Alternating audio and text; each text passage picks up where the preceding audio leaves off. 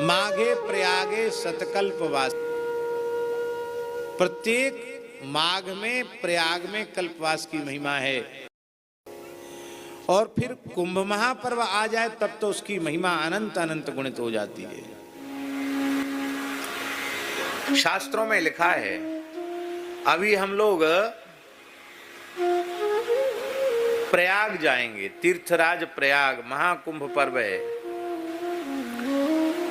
उस महाकुंभ पर्व के समय लघु भारत नहीं, एक प्रकार से लघु विश्व वहां उपस्थित होने वाला है। कम से कम 40-50 करोड़ लोग वहां जाकर स्नान दर्शन लाभ प्राप्त करेंगे। पूरे देश के साधु संत मठ मंदिर अखाड़े सब वहां पहुंच रहे हैं।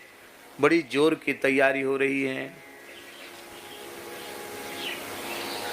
और बहुत से लोग तो कुंभ पर्व पर स्नान करने जाते हैं ना, तो सोचते हैं कि जैसे संक्रांति का स्नान है तो संक्रांति के एक दिन पहले पहुंच जाएंगे, फिर पहुंच जाएंगे। अब वहाँ भीड़ ज़्यादा हो गई तो भीड़ का वो है ना, कैपेसिटी कितनी है, सामर्थ्य कितनी है हटने की।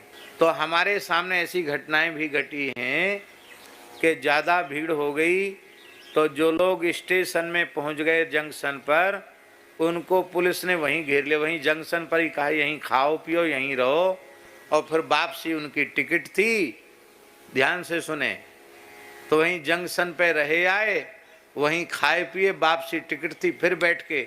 और स्पेशल ट्रेनें चल जाती हैं, बैठो बैठो, जाओ जाओ, भीड़ कम करना है, चले चले गए। ऐसा भी होता कि गए और वहां तक गए और नहाए भी नहीं, दर्शन भी नहीं किए।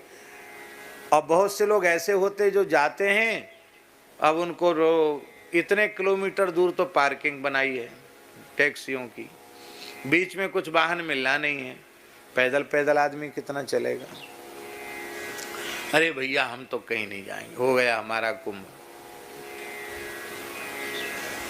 हम ये बात इसलिए कह रहे हैं कि एक तो इसलिए कह रहे हैं कि मुख्य तिथि पर जाओ तो उसके 2 दिन पहले पहुंच जाओ।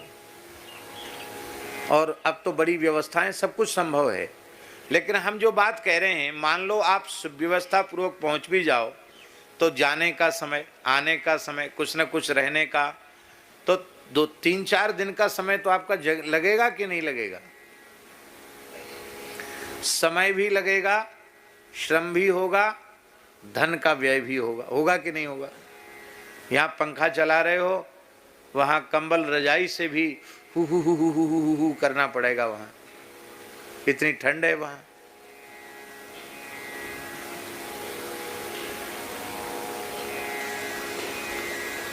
इतना सब कष्ट सहोगे और त्रिवेणी में स्नान करोगे तब पुण्य प्राप्त होगा। अब हम जो बात कह रहे हैं, आर्ष वचन, भगवान व्यास कह रहे हैं, गो माता के पीछे पीछे चलकर जो गो गाय के खुरों से उड़ी हुई रज, वो जब किसी व्यक्ति के ऊपर पड़ती है तो उसे त्रिवेणी स्नान का पुण्य प्राप्त हो जाता, कुंभ स्नान का पुण्य प्राप्त हो जाता। अबलेव साहब,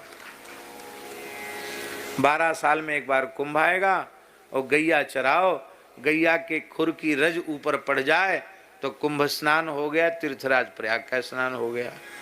2 पैसा भी खर्च नहीं हुए। इतनी महिमा है गौ सेवा की।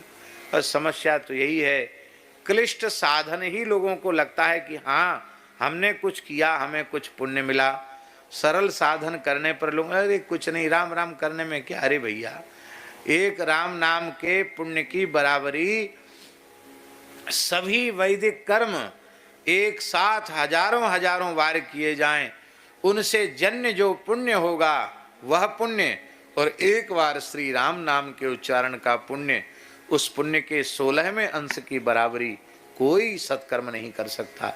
पर इस नाम में प्रीति किसको है, नाम में विश्वास किसको है।